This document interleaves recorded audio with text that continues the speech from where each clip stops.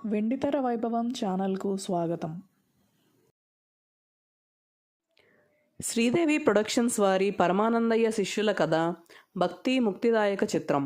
NT Ramarao, KR విజయ ప్రధాన తారాగణం. పరమానందయ్యగా Chittoor Nagaiah title పాత్ర ధరించారు. సి పుల్లయ్య దర్శకత్వం వహించారు. తోట సుబ్బారావు నిర్మాత. శ్రీకృష్ణ పాండవీయం ద్వారా తెలుగు తెరకు పరిచయమైన కేఆర్ విజయకు ఇది 2వ సినిమా.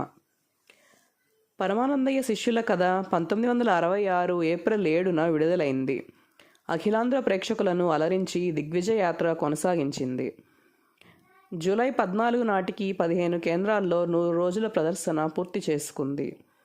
అవి Vijayawada Srirama talkies, Guntur Sesh Mahal, Visakhapatnam Daspalla Chitralaya, Rajahmundry Krishna talkies, Kakinada Sri Padmanabha talkies, Nellore Vinayaka, Vizianagaram new Purna theatre, Amalapuram Leelamahal, Bhimavaram Maruthi, Machilipatnam Durgamahal, Tenali Alankar, Kurnool Sri Saibaba, Hyderabad Sagar talkies, Bengaluru Minerva talkies.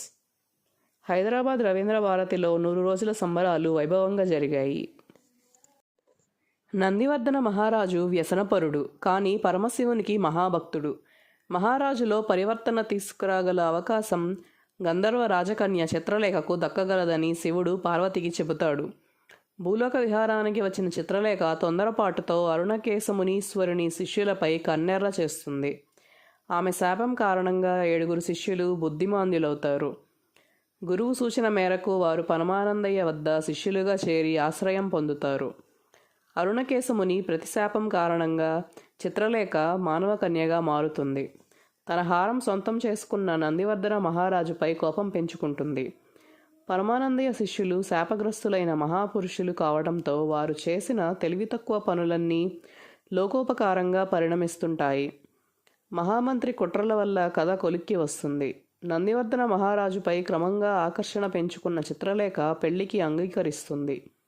వారిద్దరి పరిణయంతో పరమానందయ్య శిష్యులకు శాప విమోచనం కలుగుతుంది. శివపార్వతులు అందరినీ ఆశీర్వదిస్తారు. ఇది ఈ చిత్ర కథ.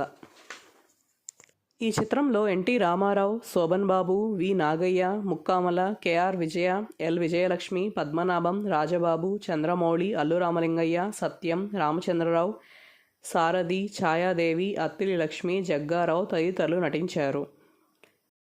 రచన వెంపటి సదాశివ బ్రహ్మం. పాటలు సముద్రాల రాఘవాచార్య, శ్రీశ్రీ, కొసరాజు, రాఘవయ్య చౌదరి, సి నారాయణరెడ్డి.